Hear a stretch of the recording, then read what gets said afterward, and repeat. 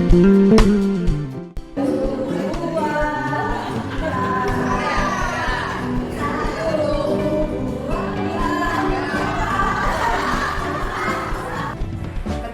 Yesus mengisi hati kita, maka hati kita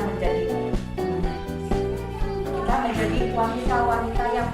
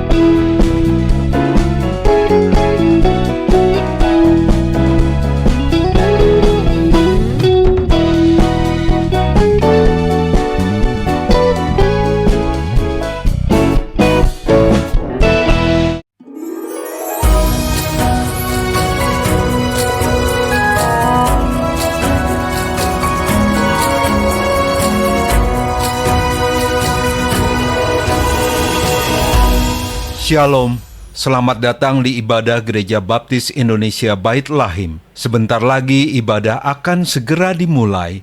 Semua jemaat silakan menempati tempat duduk. Mari menenangkan hati dan pikiran melalui saat teduh singkat. Kita siapkan diri untuk beribadah kepada Tuhan.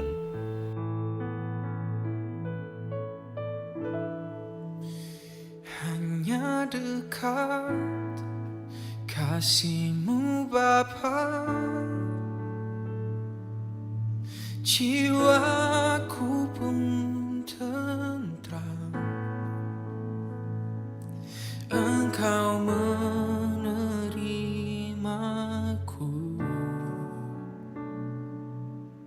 dengan sepenuhnya, walau dunia melihat rupa, namun Kau memandangku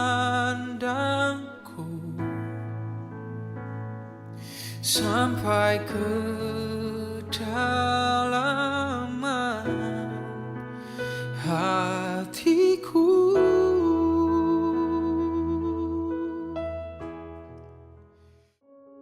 Selamat pagi kepada jemaat sekalian yang terkasih dalam Tuhan kita Yesus Kristus. Apa kabar? Berharap kita semua dalam keadaan baik dan penuh dengan sukacita. Terima kasih atas kesetiaan Anda para jemaat sekalian. Bagi Anda yang baru pertama kali hadir dalam gereja ini untuk beribadah, kami mengucapkan selamat datang dan selamat bergabung.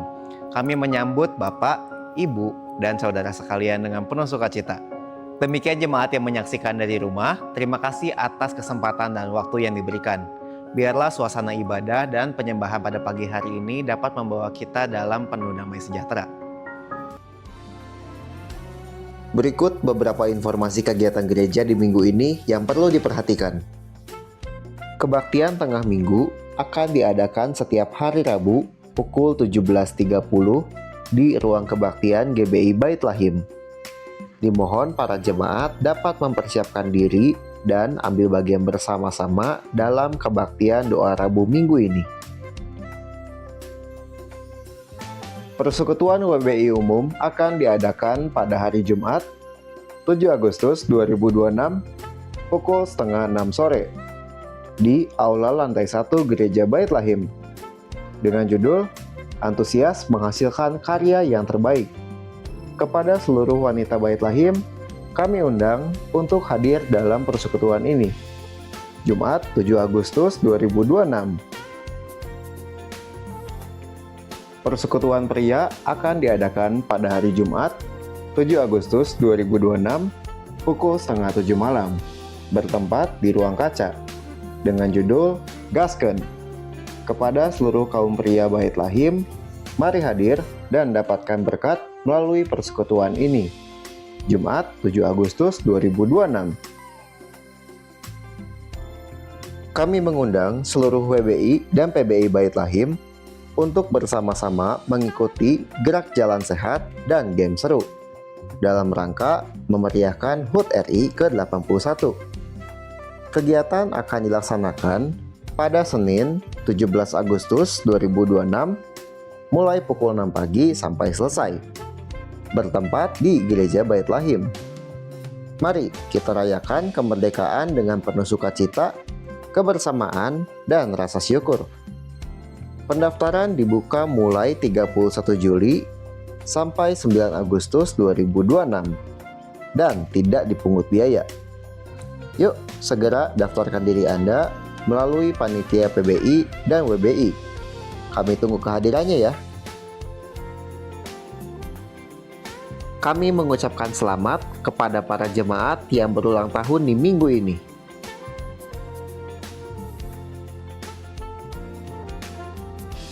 Kiranya damai sejahtera Kristus menyertai Bapak, Ibu, dan saudara sekalian. Informasi lebih lengkap dapat Anda simak dalam Warta Gereja. Dimohon jemaat sekalian dapat ikut ambil bagian dalam kegiatan-kegiatan ini. Demikian informasi yang dapat kami sampaikan pada pagi hari ini. Selamat melanjutkan ibadah. Tuhan Yesus memberkati kita semua.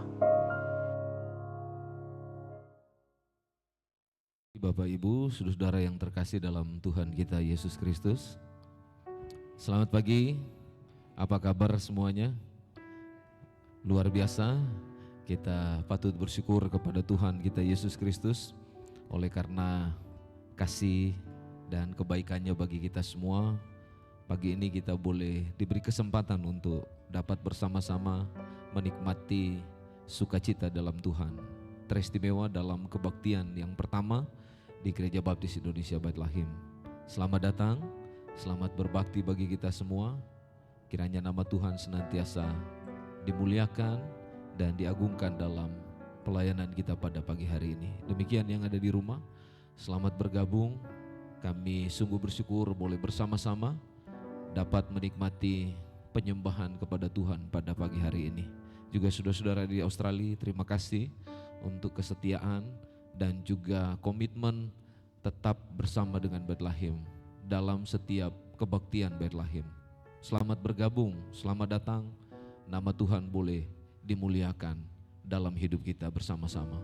Dan pada kesempatan pagi ini, dalam kebaktian yang pertama dan juga yang kedua, kita akan bersama-sama mengadakan perjamuan Tuhan untuk mengenang dan memperingati peristiwa mulia yang Tuhan boleh nyatakan kepada kita di atas kayu salib. Kiranya dengan perjamuan Tuhan ini kita akan terus memperingati pengorbanannya, tetapi juga menantikan kedatangan Tuhan pada kali yang kedua. Sekali lagi selamat datang, selamat berbakti bagi kita semua. Mari kita berdiri bersama-sama. Kita akan berdoa memohon pimpinan Tuhan bagi kita semua. Bapa yang kekal, terima kasih pagi ini. Suatu kehormatan bagi kami. Kami boleh ada dalam hadirat-Mu untuk menyembah dan memuliakan nama-Mu. Kami serahkan hidup kami ke dalam tangan-Mu dan penyembahan pagi ini.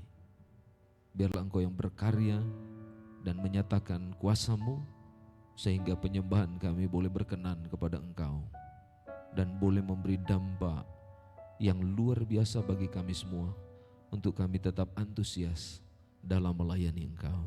Terima kasih Tuhan, terpujilah nama-Mu. Kami berdoa pimpinan-Mu menyertai kami dalam kebaktian yang pertama. Di dalam nama Yesus Kristus kami berdoa dan bersyukur. Haleluya. Amin. Silakan duduk kembali. Dipersilakan kepada Ketua WBI untuk menyampaikan informasi berkaitan dengan jalan gerak sehat.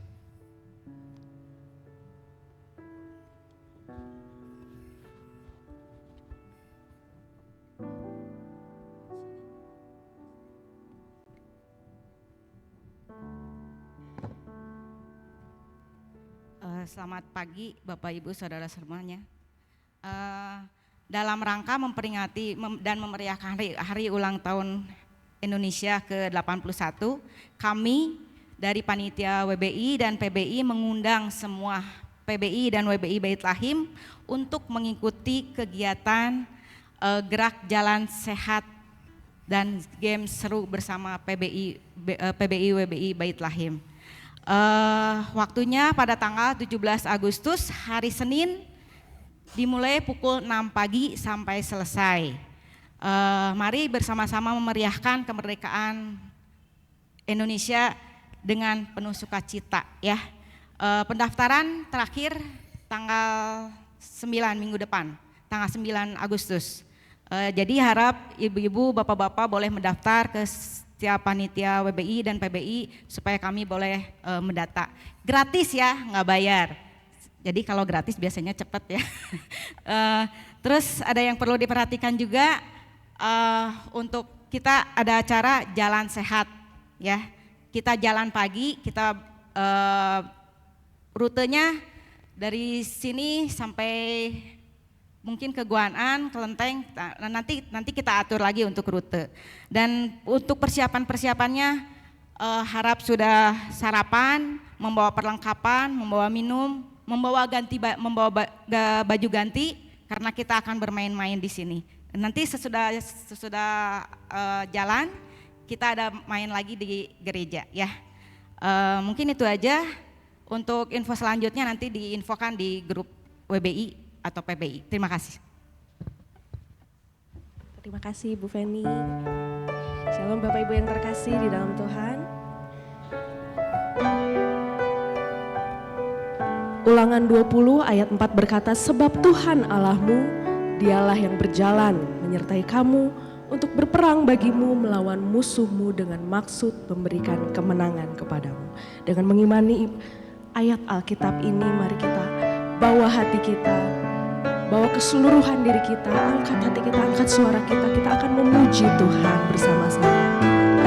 Sebab kesetiaannya yang sungguh tidak pernah berkesudahan dalam hidup kita. Mulia setiamu,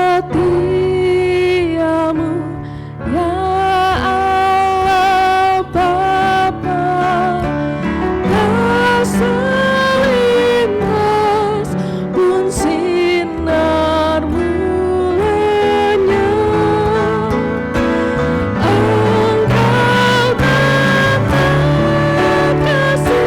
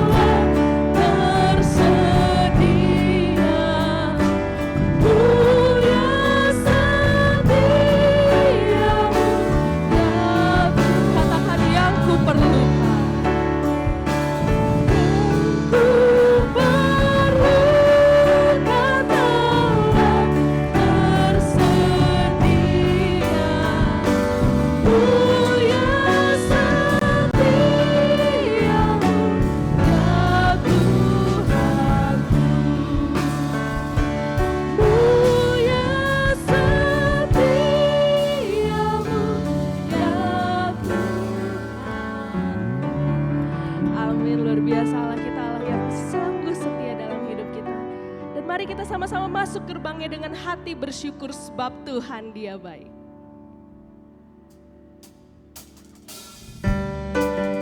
Dengan penuh sukacita, mari kita pujikan pujian ini Bapak Ibu sekalian.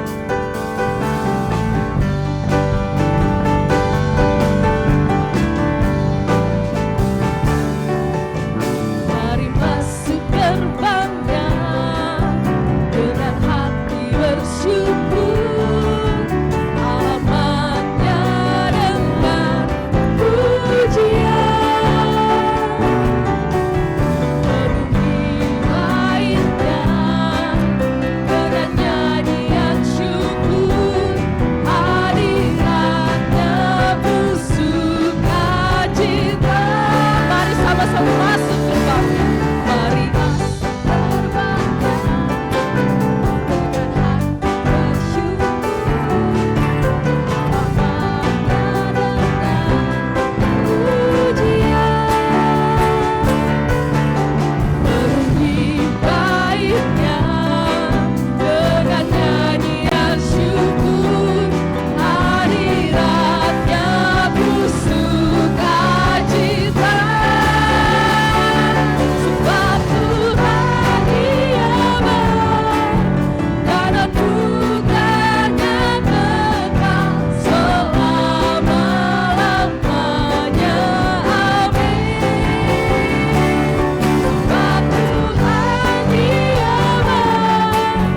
dan anugerahnya kekal selama-lamanya.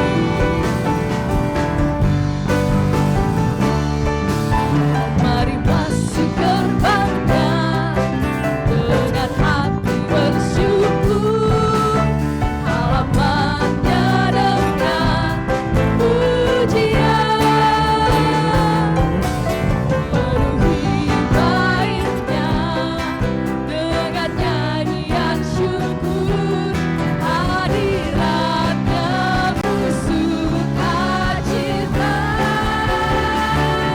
Sebab Tuhan Dia baik dan anugerahnya kekal selama-lamanya. Amin. Sebab Tuhan Dia baik dan anugerahnya kekal selama-lamanya. Amin.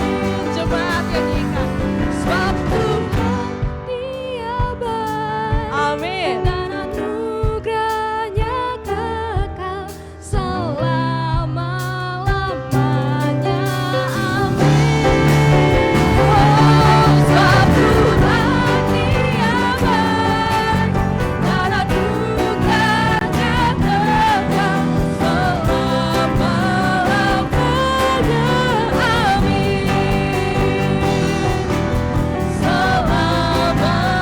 selama-lamanya. Amin. Selama-lamanya, amin.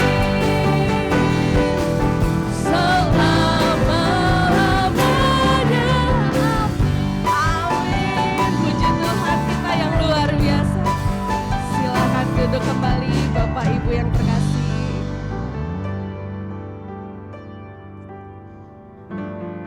Musim boleh berganti ya Bapak Ibu. Kalau sekarang lagi musim pancaroba ya, lagi menuju musim kemarau.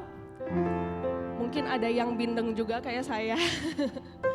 Karena suasananya, situasinya tidak menentu. Pagi dingin, siang panas. Betul Bapak Ibu? Betul ya?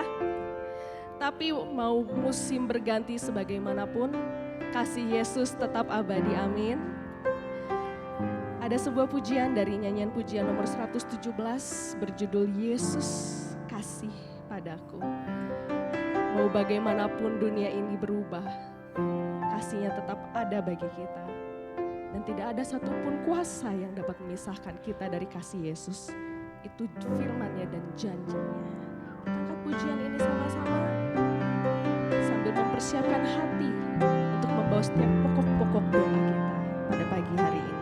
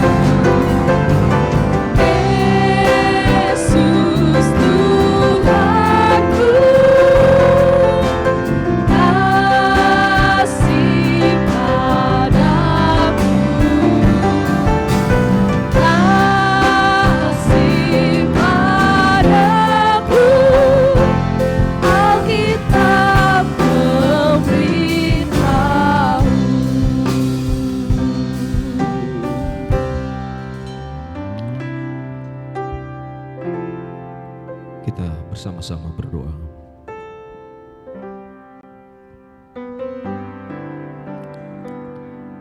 Terima kasih banyak Bapa Surgawi untuk penyertaan dan pemeliharaan-Mu dalam hidup kami.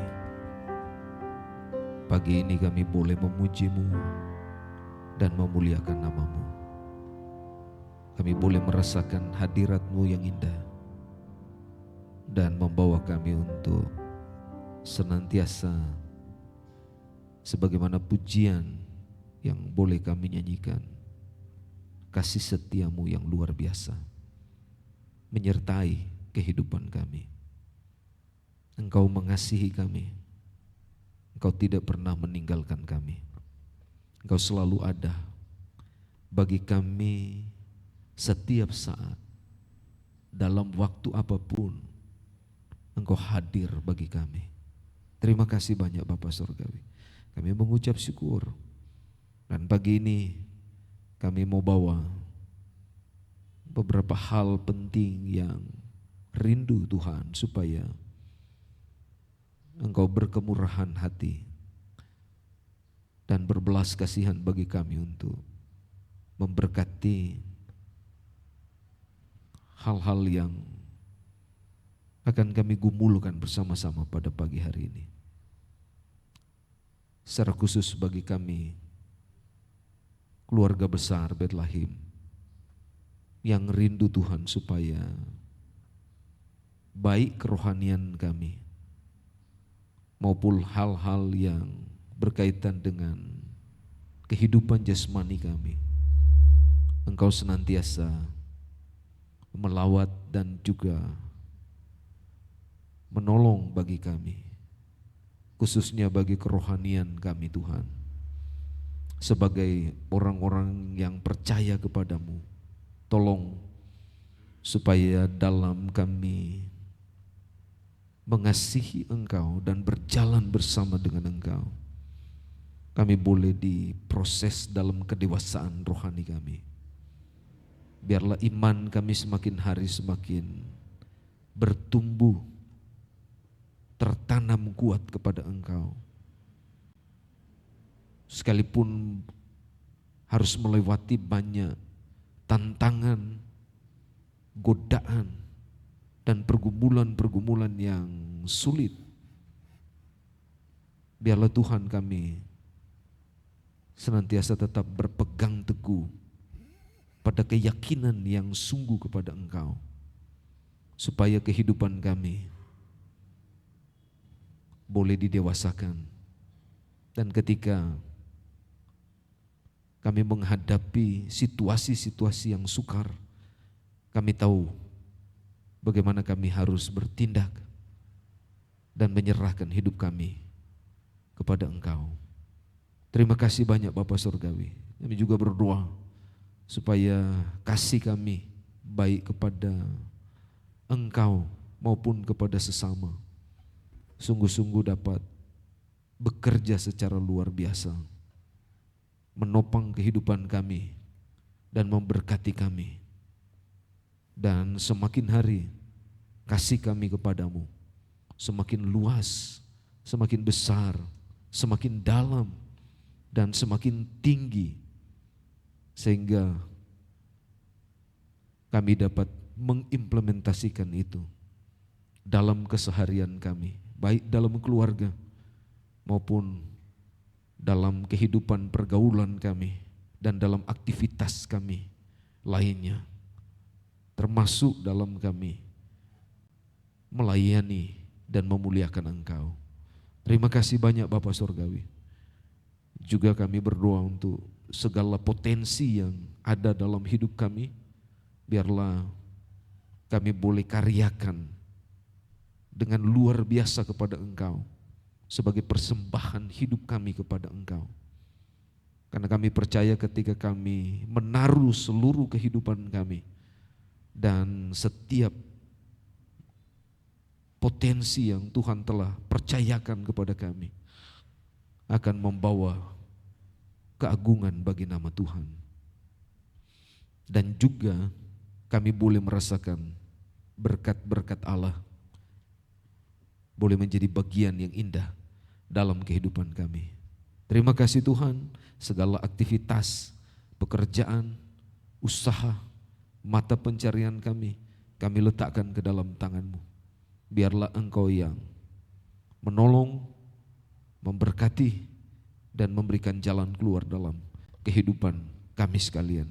Dan jemaat-jemaat yang sedang berjuang, bergumul dengan sakit yang Tuhan boleh izinkan bagi mereka, biarlah mereka boleh dipulihkan, mereka boleh dikuatkan oleh Tuhan, mereka boleh diberikan pengharapan bahwa Engkau adalah tabib agung kami yang senantiasa ada setiap saat dalam keadaan apapun untuk memberikan kemenangan dalam kehidupan kami sekalian. Terima kasih Tuhan.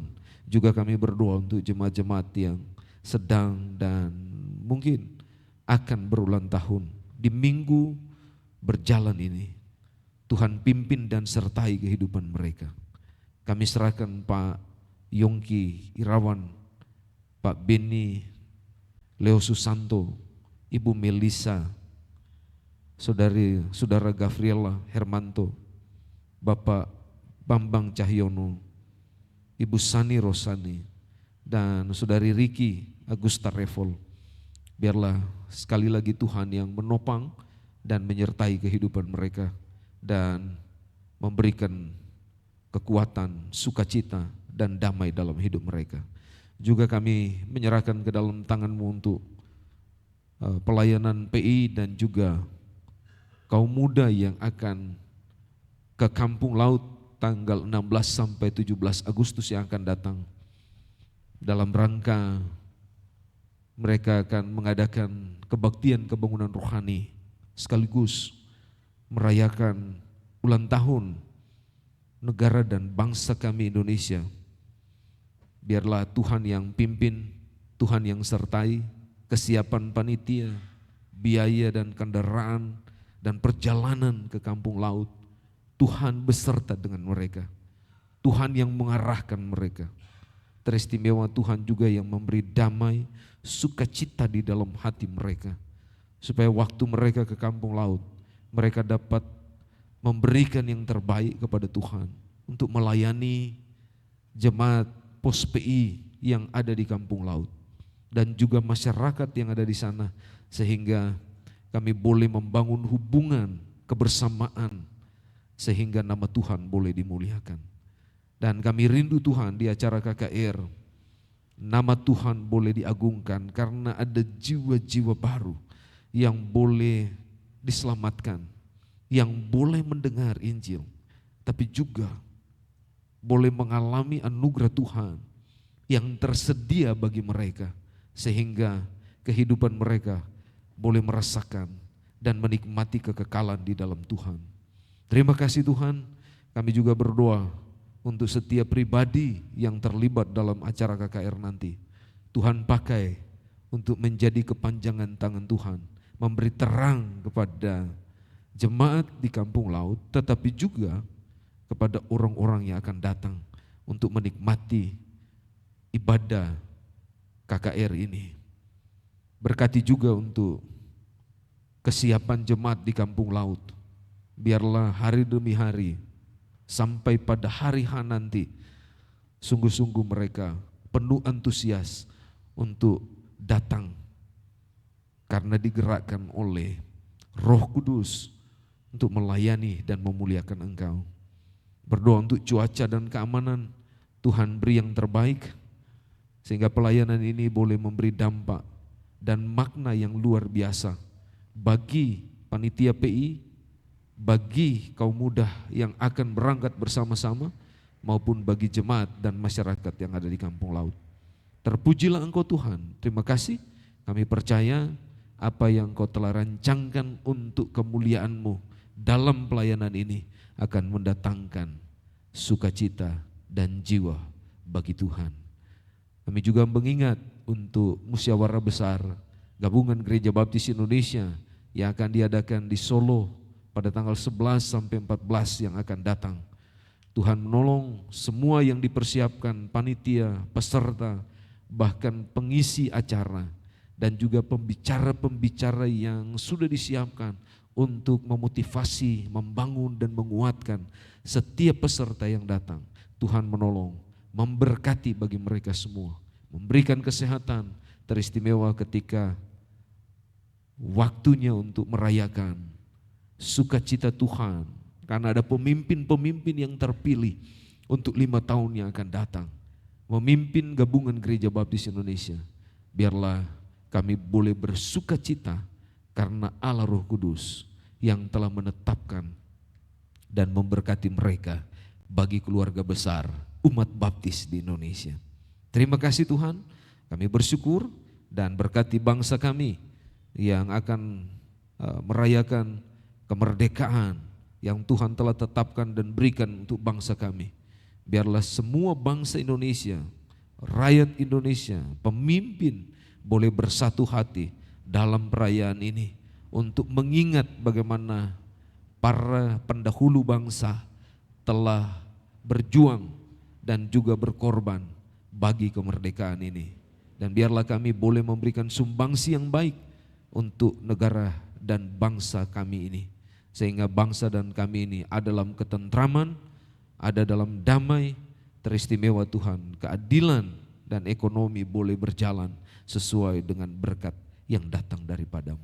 Terima kasih Tuhan, kami serahkan waktu ini ke dalam tangan-Mu. Dalam nama Yesus kami berdoa, amin.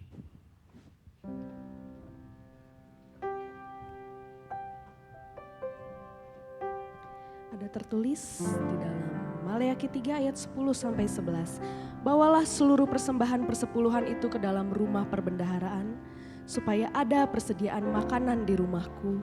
Dan ujilah aku, firman Tuhan semesta alam, apakah aku tidak membukakan bagimu tingkap-tingkap langit dan mencurahkan berkat kepadamu sampai berkelimpahan.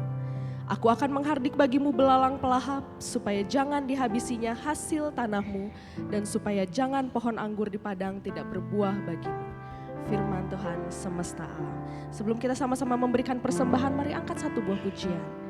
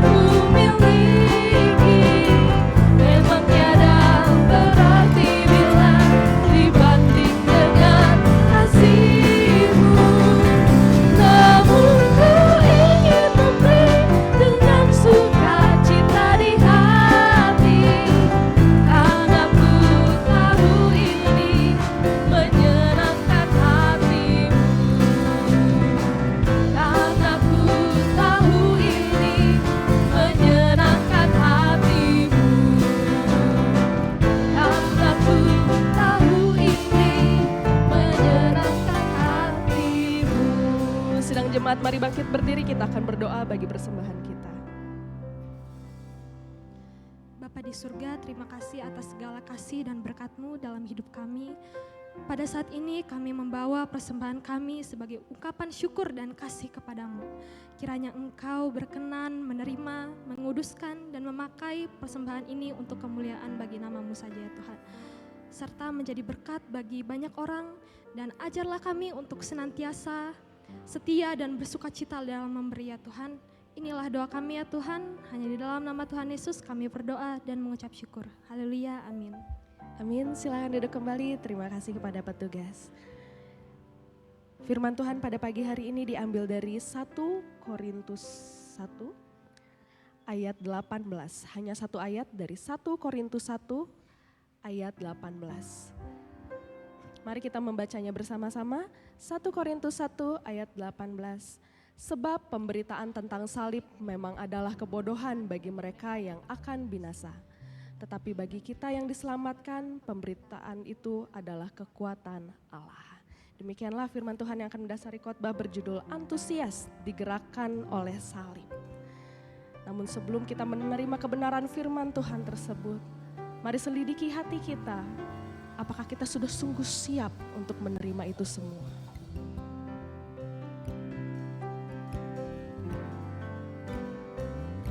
Selidiki aku, lihat hatiku, apakah ku sungguh mengasihimu, Yesus, Kau yang Maha Tahu dan menilai hidupku, tak ada yang tersembunyi bagimu. Selidiki aku, lihat hatiku, apakah ku sungguh mengasihimu, Yesus, Kau yang Maha Tahu dan menilai hidupku, tak ada yang tersembunyi bagimu. Telah kulihat kebaikan-Mu yang tak pernah habis di hidupku. Ku berjuang sampai akhirnya, Kau dapati aku tetap setia. Telah kulihat kebaikan-Mu yang tak pernah habis di hidupku. Ku berjuang sampai akhirnya, Kau dapati aku tetap setia. Kau dapati aku tetap setia.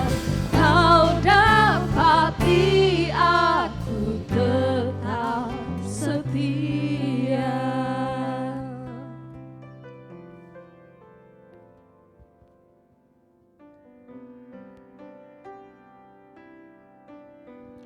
Mari Bapak Ibu kita berdoa bersama-sama. Bapa yang kekal, pagi ini dengan hati yang penuh syukur, kami ada dalam hadirat-Mu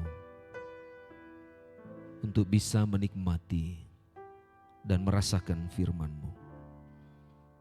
Mohon agar Roh Kudus-Mu membakar semangat yang ada di dalam hati kami untuk merasakan sentuhan kebenaran firman-Mu.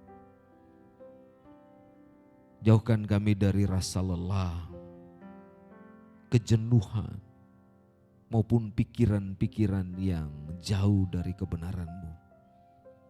Buka mata hati kami ya Bapa, agar kami menyadari betapa indahnya berada di dalam firman-Mu, menikmati firman-Mu. Biarlah setiap firman yang kami selidiki dan alami tidak sekedar menjadi pelengkap, tuntunan bagi kami,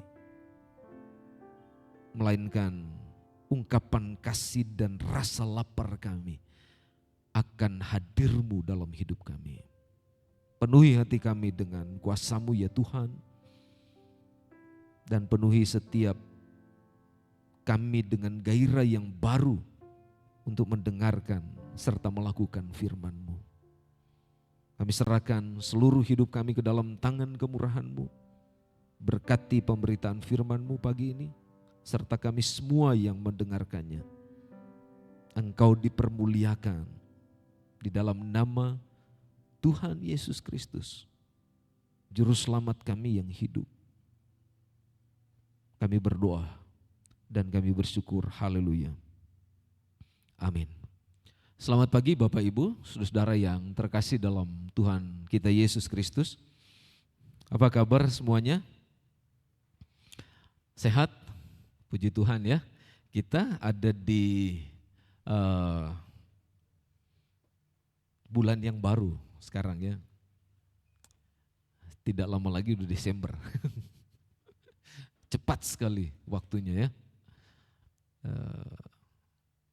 Dengan kecepatan waktu yang berjalan, rasa-rasanya waktu 24 jam itu sedikit bagi kita, betul? Tapi ada orang yang mau menghabiskan sehari itu susah sekali. Rasanya panjang sekali.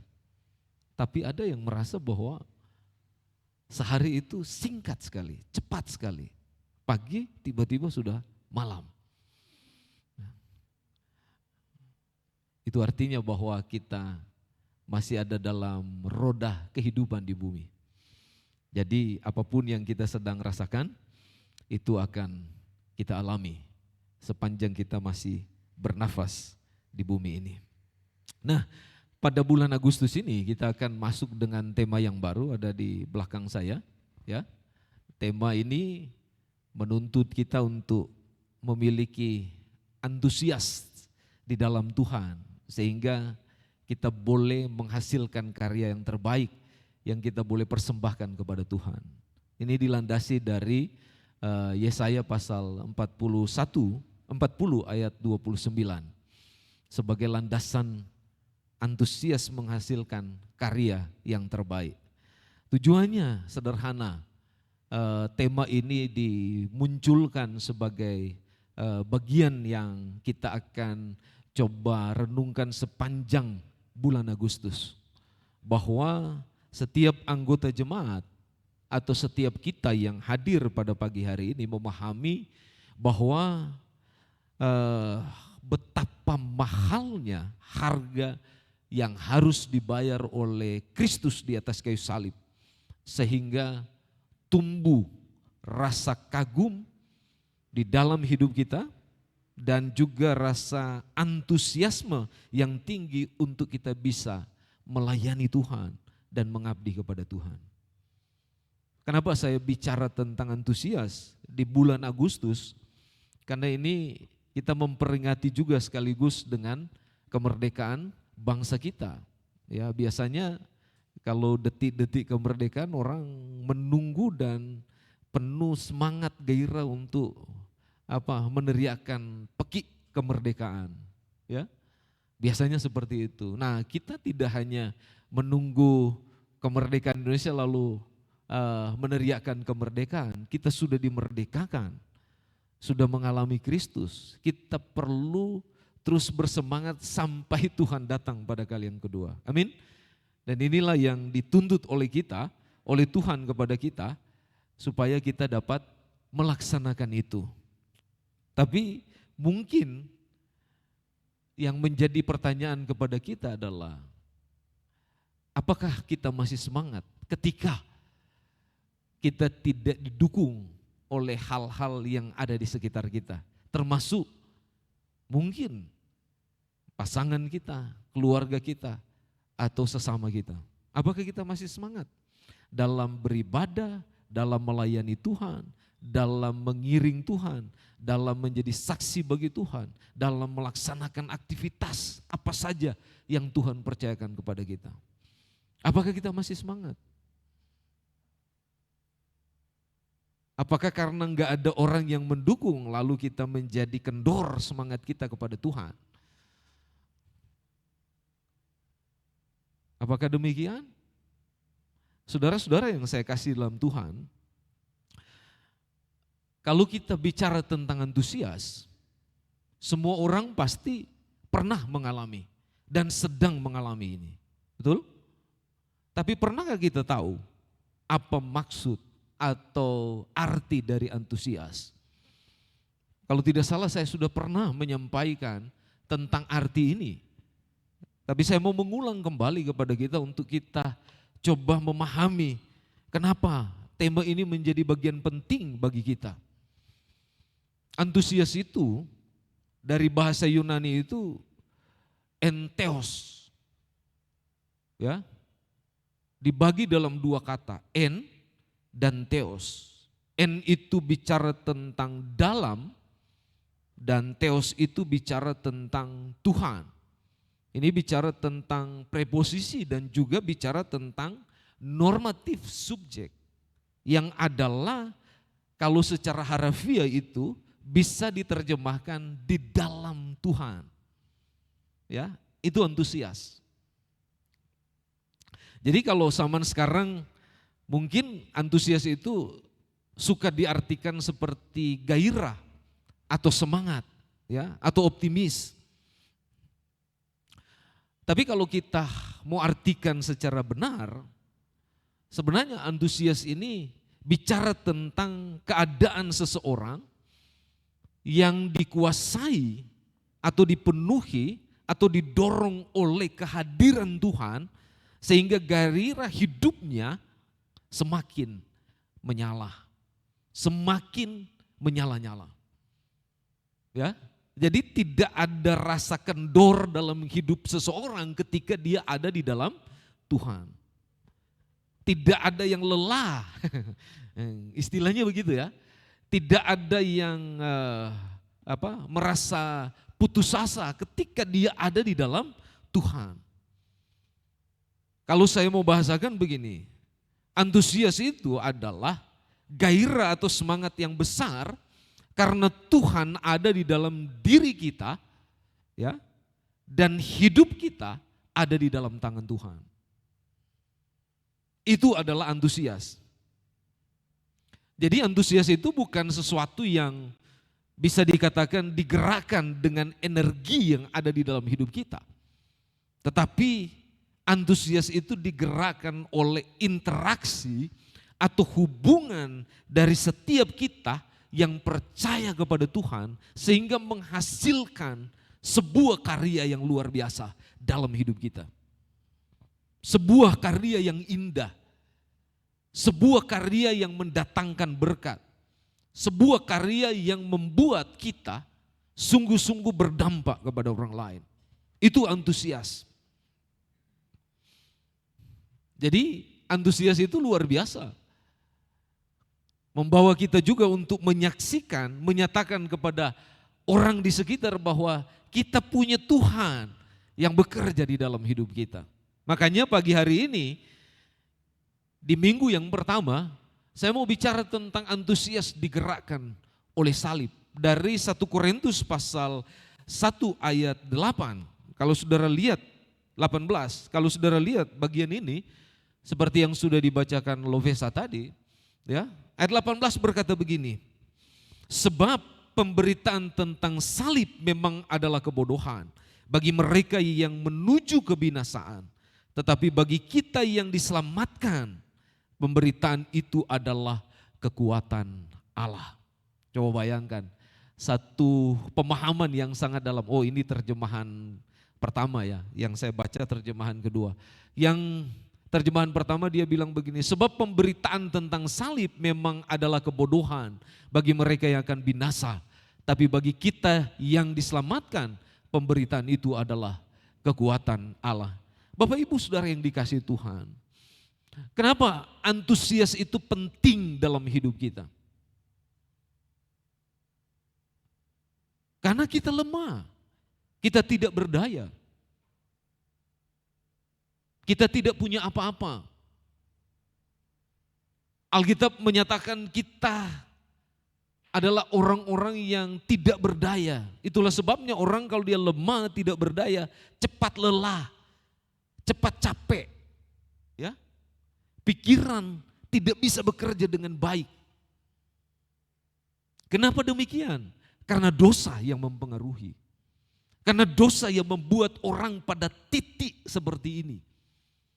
Tetapi Alkitab berkata bahwa ketika anugerah diberikan kepada orang percaya, karena imannya kepada Kristus, seharusnya antusias itu semakin hari semakin kuat dalam hidup seseorang.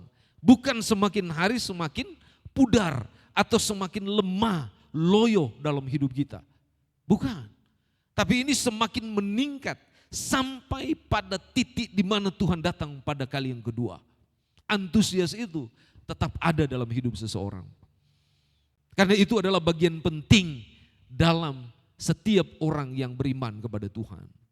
Kalau kita melihat konteks di dalam 1 Korintus ini, ya, khususnya dalam pasal 1, kita sebelumnya harus memahami konteks jemaat Korintus. Kenapa Paulus dia menulis surat secara khusus kepada mereka dan mengingatkan mereka tentang antusias ini, tentang semangat dalam hidup mereka, tentang gairah yang harus terus menyala, berkobar dalam hidup setiap anggota jemaat yang ada di Korintus. Karena konteks jemaat di Korintus itu yang didirikan oleh Paulus berdasarkan Kisah pasal 18, ya, kira-kira tahun 50 dia memulai pelayanan itu. Dan dia ada di Korintus mungkin sekitar 1,5 tahun untuk menolong pertumbuhan kehidupan jemaat di Korintus. Lalu dia menuju ke Efesus. Berdasarkan ayat 18 sampai ayat 19 di dalam Kisah pasal 18 berkata demikian.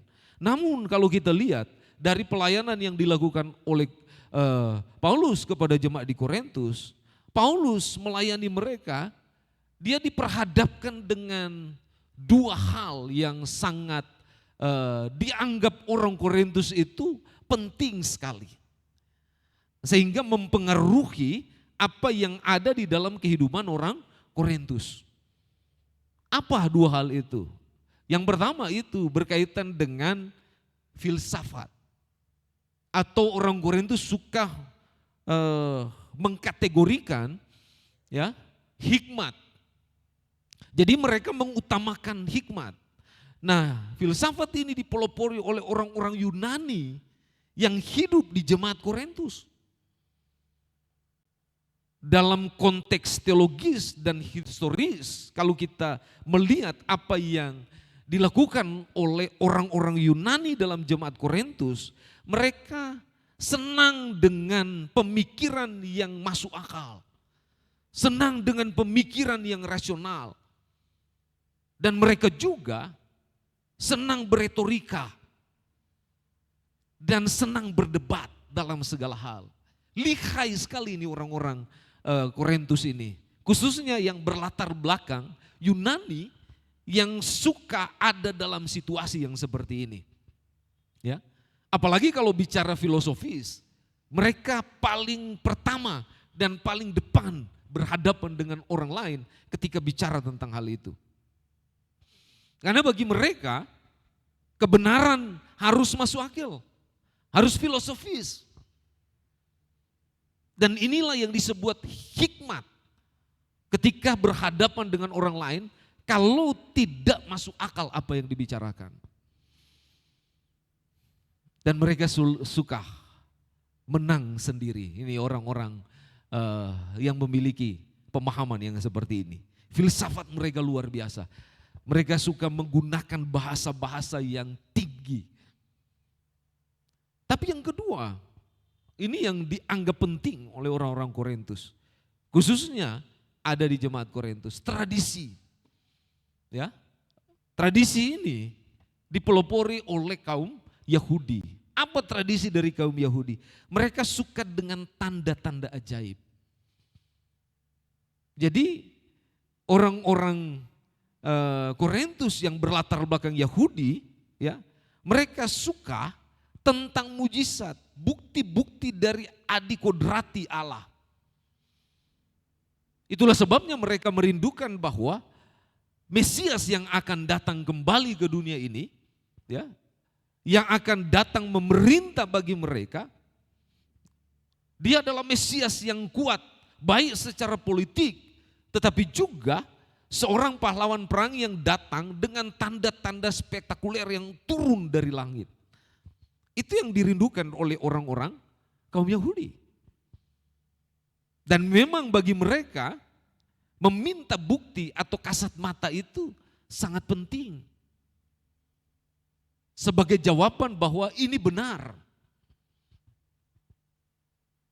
Tapi ketika Paulus dia masuk dan menyampaikan kebenaran Injil kepada orang-orang di Korintus mengenai Sang Mesias, yaitu Kristus yang adalah juru selamat yang dijanjikan, ya, mati dan hidup kembali, berita ini membuat dua hal ini bertentangan dengan konsep dari orang-orang Yunani dan juga orang-orang Yahudi.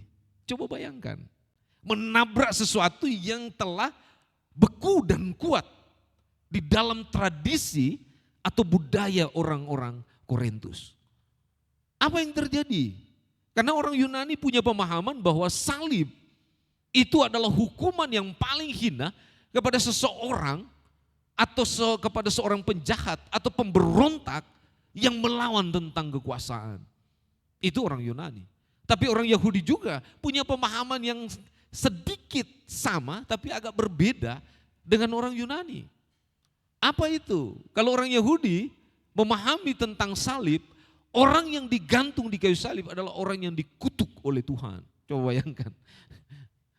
Ini dua hal yang sungguh ada di tradisi atau budaya jemaat Korintus yang bertentangan dengan konsep yang dibawa oleh Paulus. Apa yang terjadi ketika Paulus bicara tentang Sang Kristus sebagai Injil yang benar, sebagai kebenaran yang mutlak, bukan soal filosofi, bukan soal tradisi, bukan soal hal-hal yang berkaitan dengan pembuktian kasat mata. Tapi ini soal tentang keyakinan iman yang harus dimiliki oleh jemaat Korintus. Apa yang terjadi? Coba bayangkan ketika Paulus masuk dengan hal itu, yang terjadi di jemaat Korintus adalah mereka mulai mempertanyakan kerasulan dari seorang Paulus. Ini rasul atau bukan? Dia tidak ada kuasanya. Karena dia membahas, menyampaikan berita tentang sesuatu yang membahayakan.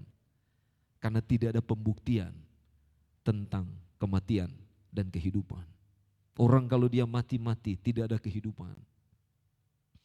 Tapi di sisi lain ada perdebatan yang terjadi di dalam kehidupan tentang iman kepada Kristus. Situlah letak persoalan jemaat Korintus. Dia mengalami situasi yang sangat-sangat memiluhkan, pecah gerejanya. Kenapa? Karena jemaat ini mengalami pergeseran Injil yang seharusnya memiliki gairah yang kuat untuk mempertahankan kebenaran yang mereka alami.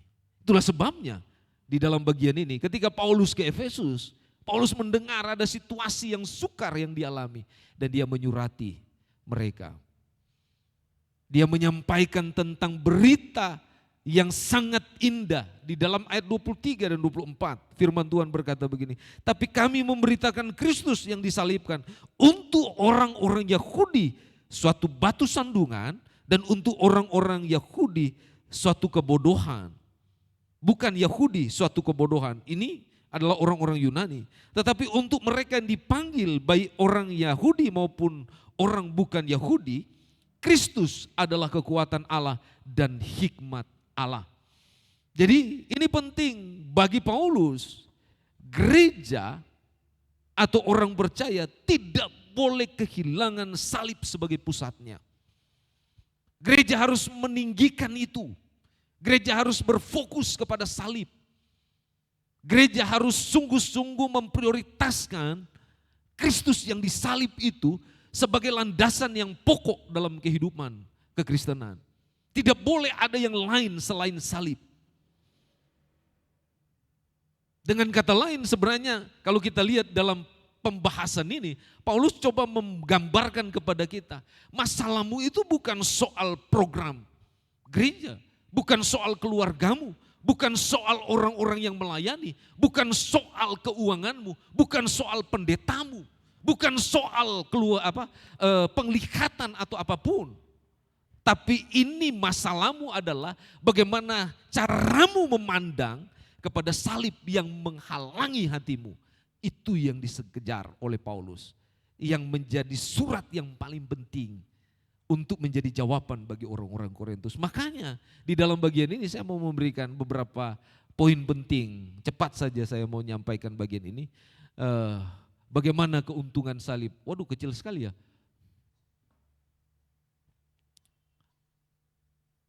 Ini. Terima kasih, Ko Andres.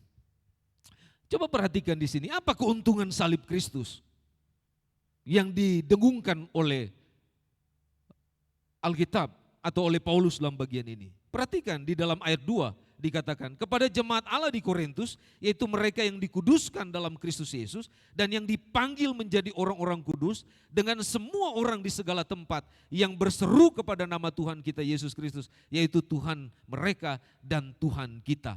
Kalau saudara lihat yang pertama, keuntungan salib Kristus itu membuka mata kita akan anugerah Allah yang tidak terbatas. Anugerah itu diberikan supaya setiap orang dia mengalami kehidupan yang kekal. Dalam pemikiran manusia, segala sesuatu ada harganya, betul? Betul tidak? Segala sesuatu ada harganya. Dan dunia mengajarkan kepada manusia, kepada kita tentang transaksional. Jika kita ingin mendapatkan sesuatu yang berharga, kita harus membayar dengan harga yang sepadan untuk mengusahakan usaha kerja keras kita. Betul? Itu yang dunia ajarkan. Namun ketika kita coba lihat apa yang disampaikan oleh Paulus dalam bagian ini kepada jemaat di Korintus, ya, ketika kita memandang kepada kayu salib, seluruh hal yang berkaitan dengan logika duniawi itu terbantahkan. Betul? Kenapa? Karena salib membuka mata hati kita untuk melihat betapa dalam, betapa lebar, dan betapa tinggi dan tak terbatasnya kasih Allah dalam hidup kita. Anugerah Allah dalam hidup kita. Salib dia menyampaikan dan menyingkapkan kenyataan tentang kedalaman dosa manusia dan membongkar semua kondisi manusia yang terikat dengan dosa. Salib membuktikan bahwa Allah tidak menunggu kita untuk kita berbuat baik lalu kita diberi anugerah, tetapi Dia berinisiatif untuk datang dan memberikan anugerah itu supaya kita beroleh kehidupan yang sungguh-sungguh berkenan kepada Tuhan. Itulah anugerah. Itulah keuntungan salib. Makanya orang kalau dia ada di dalam kehidupan salib Kristus, dia akan antusias untuk melayani Tuhan. Amin. Apapun yang kita kerjakan, kita akan antusias. Tapi banyak orang sekarang tidak lagi seperti itu. Kenapa? Ya itu, mungkin karena ada yang menghalangi mata rohaninya untuk memandang kepada salib. Sehingga ketika bicara antusias, orang tidak menghiraukan. Apalagi kalau bicara tentang ibadah, orang gak mau. Ya, padahal itu adalah bagian yang penting bagi setiap orang yang percaya kepada Tuhan. Antusias itu digerakkan oleh ini. Tanpa ini kita tidak akan ada gairah apapun. Coba aja. Tanpa salib, tanpa pengorbanan, tanpa kematian Kristus, kita tidak ada apa-apanya. Yang kedua yang disampaikan dalam bagian ini, sebab pemberitaan tentang salib memang adalah kebodohan bagi mereka yang akan binasa, tapi bagi kita yang diselamatkan, pemberitaan itu adalah kekuatan Allah. Yang kedua, coba lihat, next kita lihat. Nah, salib mengarahkan hidup kita pada tujuan yang kekal. Jelas, kecenderungan alami manusia adalah hidup untuk hal-hal yang dapat dilihat, dapat diraba, dirasakan. Seperti apa? Karir, ya, kekayaan, materi, kenyamanan, reputasi, pencapaian-pencapaian yang luar biasa. Karena memang dunia membentuk pola pikir kita seperti itu. Bahwa kehidupan ini adalah segalanya. Sehingga manusia, dia menghabiskan energi, waktu, fokus untuk membangun hidupnya dan kerajaannya sendiri. Tapi kalau kita coba berdiri dalam iman kepada Kristus dan melihat tentang salib dari Kristus, pandangan kita itu akan ditarik keluar dari batasan duniawi menuju kepada kekekalan. Karena salib mengingatkan kita bahwa segala hal yang dikejar dunia ini, seperti status sosial dan sebagainya,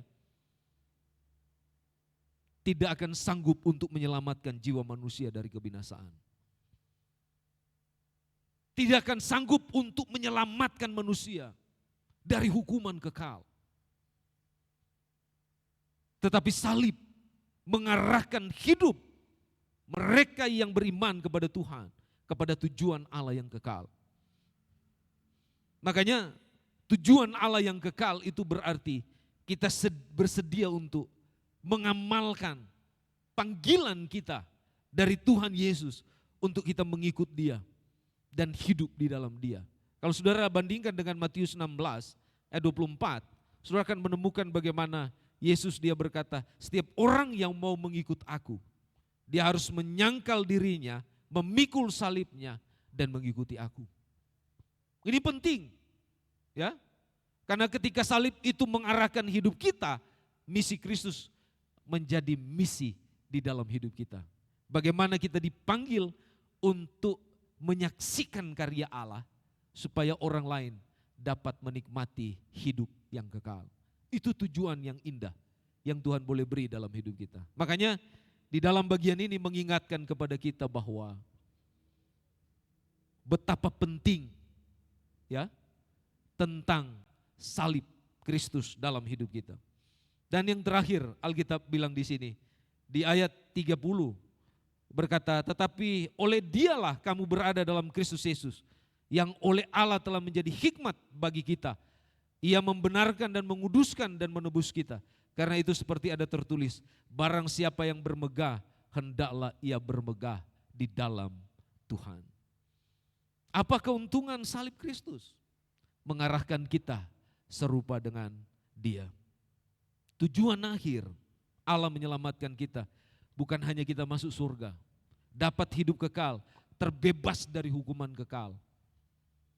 Tetapi Alkitab menyatakan bahwa dari semula Tuhan telah merancangkan supaya kita diarahkan pada keserupaan dengan Kristus.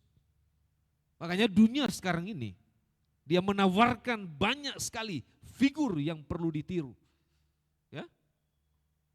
Mulai dari ketenaran, mulai dari kehebatan, mulai dari kekayaan, mulai dari hal-hal yang mungkin secara kasat mata itu adalah bagian penting dalam kehidupan kita selama kita ada di dunia. Tetapi bagi orang percaya, Alkitab mengajarkan begini, cermin kita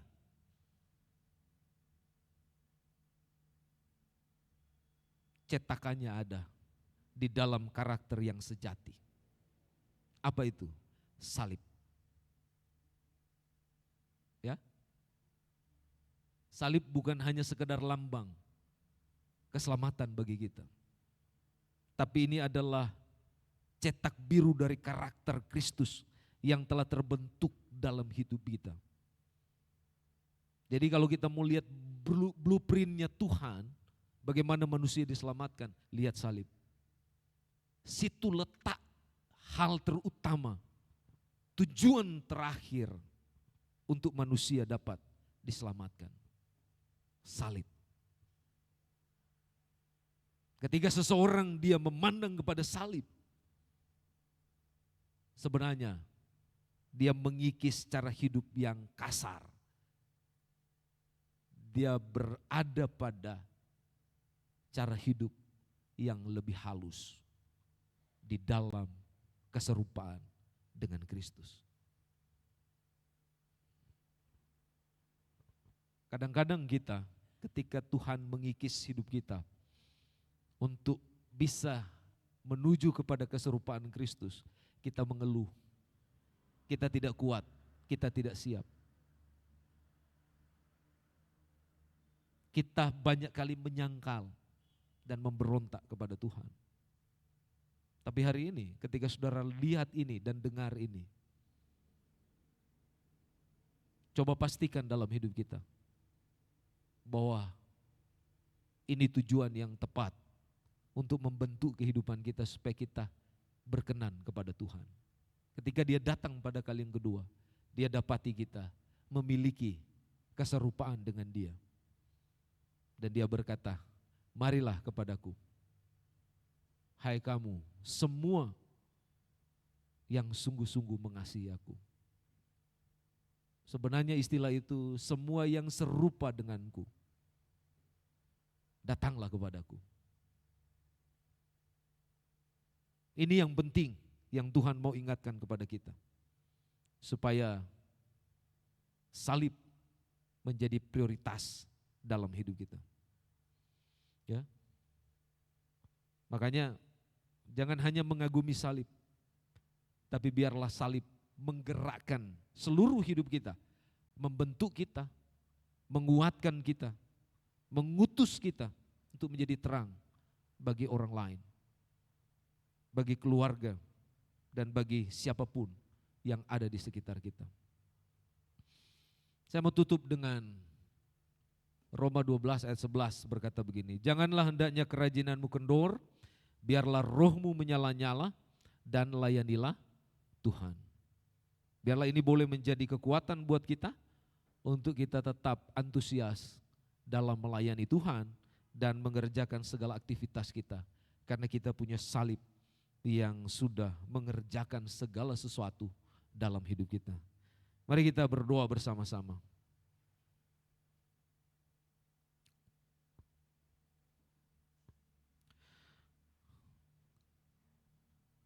Bapa di surga, kami berterima kasih atas firman-Mu yang telah membuka mata hati kami untuk melihat kemuliaan-Mu, merasakan hadirat-Mu, dan juga kekuatan-Mu yang nyata melalui salib Kristus.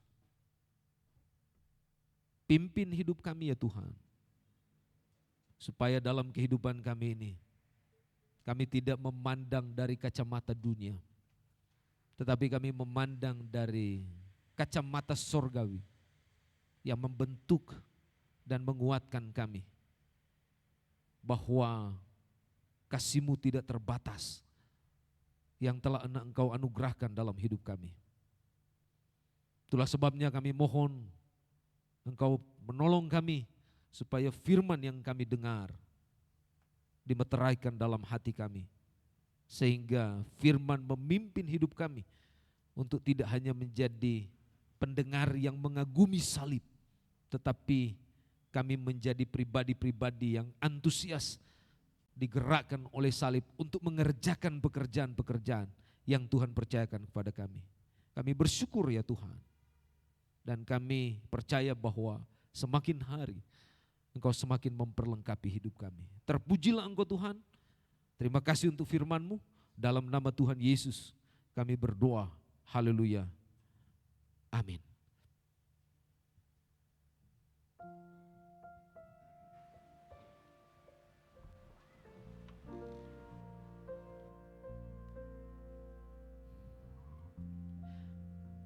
Bapak Ibu Saudara yang dikasihi Tuhan, pada pagi hari ini kita akan masuk dalam perjamuan Tuhan.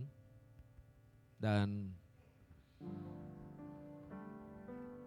pagi ini saya rindu kita menyiapkan hati kita dengan baik, karena perjamuan Tuhan Ini bukan hanya upacara yang ditetapkan oleh Allah, tetapi perjamuan Tuhan melambangkan tentang pengorbanan dan juga penebusan Yesus Kristus di dalam hidup kita.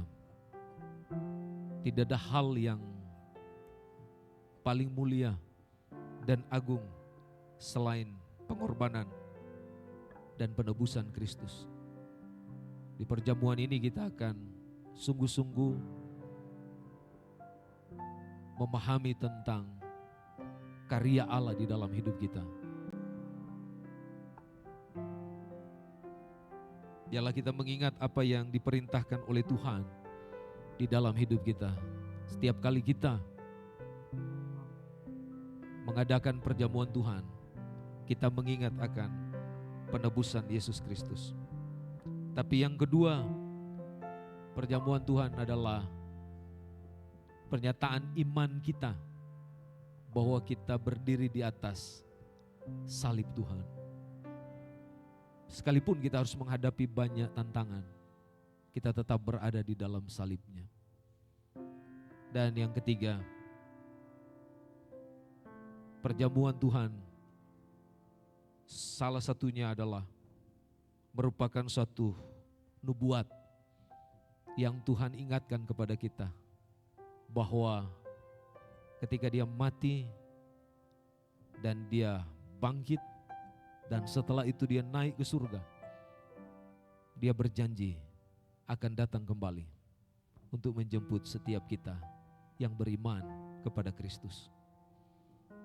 Jadi perjamuan ini mengingatkan kita juga supaya setiap hari kita mempersiapkan diri untuk menyambut kedatangan Kristus pada kali yang kedua.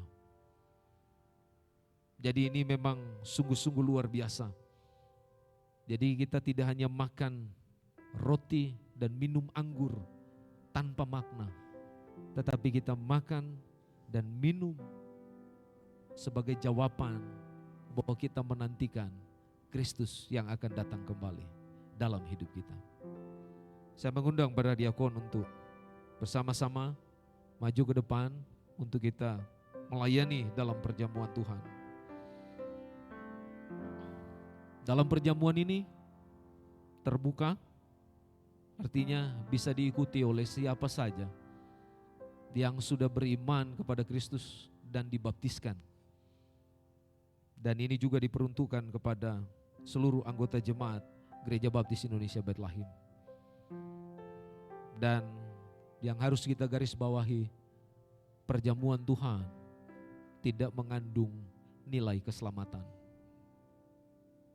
Tetapi perjamuan Tuhan adalah lambang dari pengorbanan Kristus bagi kita yang harus diresapi dalam hidup kita setiap hari. Firman Tuhan di dalam Efesus pasal yang kedua mulai ayat 1 berkata demikian. Kamu dahulu sudah mati karena pelanggaran-pelanggaran dan dosa-dosamu. Kamu hidup di dalamnya karena kamu mengikuti jalan Tuhan, jalan dunia ini. Karena kamu menaati penguasa kerajaan angkasa, yaitu roh yang sekarang sedang bekerja di antara orang-orang durhaka. Sebenarnya dahulu kami semua juga terhitung di antara mereka ketika kami hidup di dalam hawa nafsu daging dan menuruti kehendak daging dan pikiran kami yang jahat. Pada dasarnya kami adalah orang-orang yang harus dimurkai, sama seperti mereka yang lain. Tetapi Allah yang kaya dengan rahmat, oleh karena kasih-Nya yang besar, yang dilimpahkannya kepada kita, telah menghidupkan kita kembali. Bersama-sama dengan Kristus, sekalipun kita telah mati oleh kesalahan-kesalahan kita, oleh kasih karunia, kamu diselamatkan. Dan di dalam Kristus Yesus, Ia telah membangkitkan kita juga dan memberikan tempat bersama-sama dengan Dia di sorga. Supaya pada masa yang akan datang, Ia menunjukkan kepada kita kekayaan kasih karunia-Nya yang berlimpah-limpah sesuai dengan kebaikan-Nya terhadap kita dalam Kristus Yesus. Kita berdoa. Bapa, Kami siap untuk masuk dalam perjamuan Tuhan. Sekali lagi kami mohon kepadamu, kuduskan hidup kami, supaya seluruh keberadaan kami siap untuk makan roti dan minum anggur sebagai lambang pengorbananmu di atas kayu salib untuk menebus dosa kami. Berkati perjamuan kami pada hari ini dan kuatkan kami ketika kami mengingat akan Engkau dan juga menantikan kedatangan-Mu pada kali yang kedua. Terpujilah nama-Mu Tuhan. Dalam nama Yesus kami berdoa. Haleluya. Amin.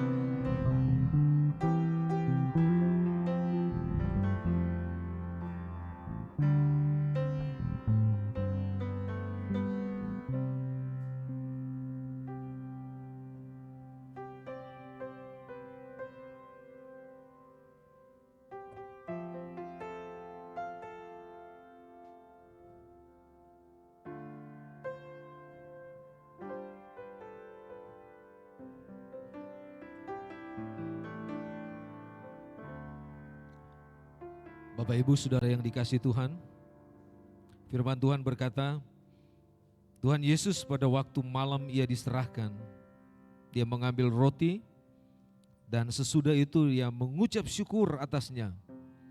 Ia memecah-mecahkannya dan berkata, inilah tubuhku yang diserahkan bagi kamu. Perbuatlah ini setiap kali engkau mengingat aku. Bapak Ibu Saudara yang dikasihi Tuhan, masih angkat hosti yang ada di tangan saudara. Kita akan bersama-sama memakan hosti ini. Mari katakan dalam nama Yesus. Dalam nama Yesus kita makan bersama-sama.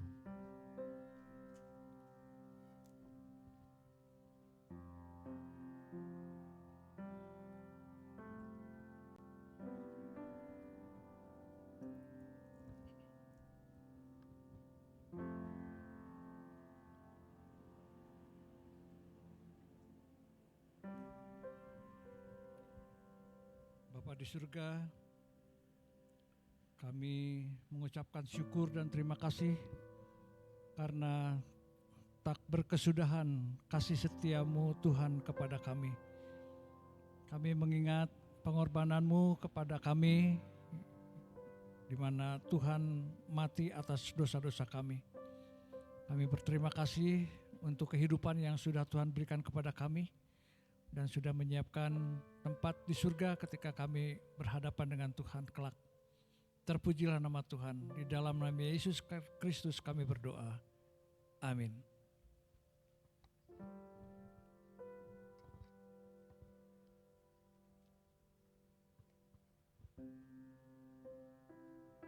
Demikian firman Tuhan kembali menyatakan, demikian juga ia mengambil cawan sesudah makan. Lalu berkata, cawan ini adalah perjanjian baru yang dimeteraikan oleh darahku. Perbuatlah ini setiap kali kamu meminumnya menjadi peringatan akan daku. Mari kita angkat cawan yang ada di tangan kita. Mari katakan, dalam nama Yesus. Dalam nama Yesus kita minum bersama-sama.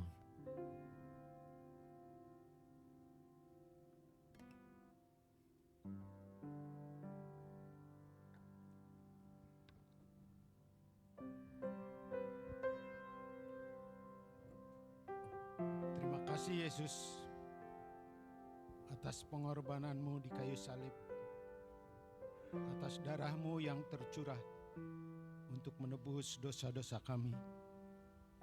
Terima kasih karena Engkau yang mengingatkan kami, Roh Kudus yang bekerja di dalam hati kami, untuk kami selalu mengingat akan pengorbanan-Mu, akan kasih-Mu yang telah dinyatakan di atas kayu salib.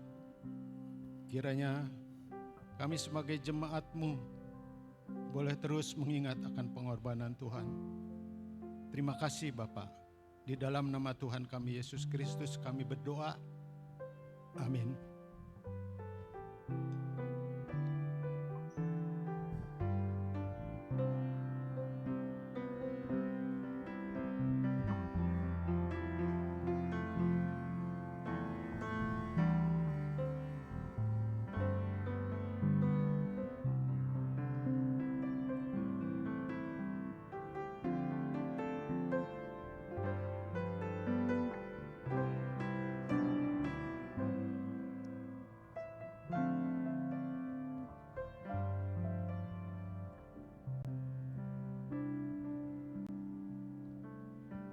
Mari kita berdiri bersama-sama.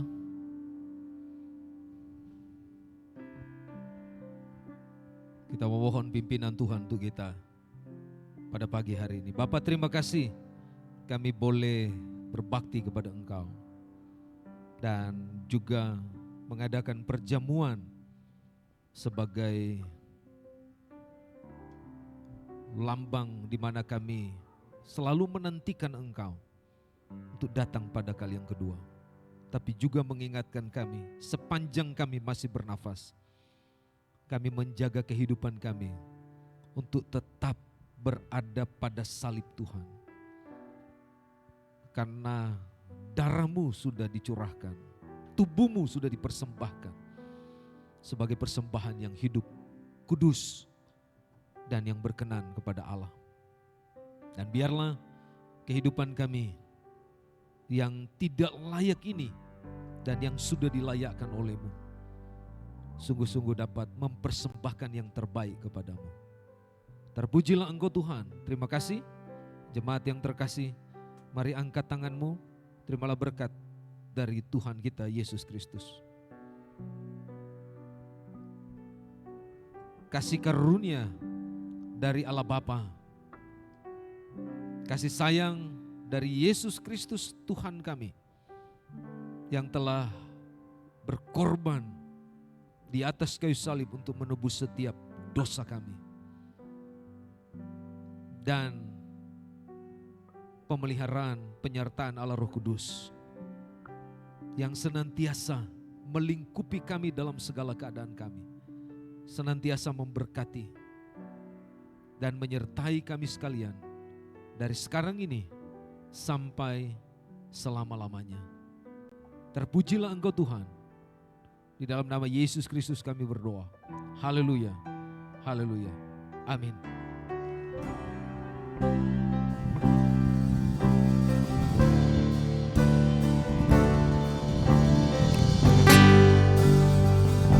Sama-sama kita pujikan.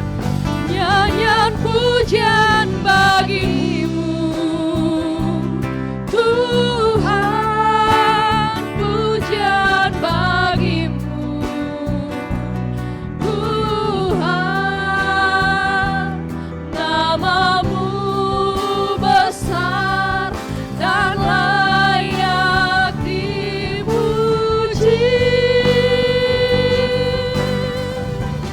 Nyanyian pujian bagimu Tuhan, pujian bagimu Tuhan, namamu besar dan layak dipuji.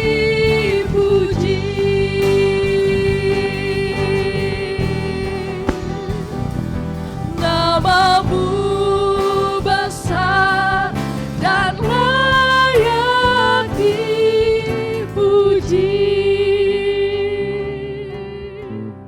Amin. Silakan duduk kembali, mengambil saat teduh sebelum meninggalkan ruang ibadah ini.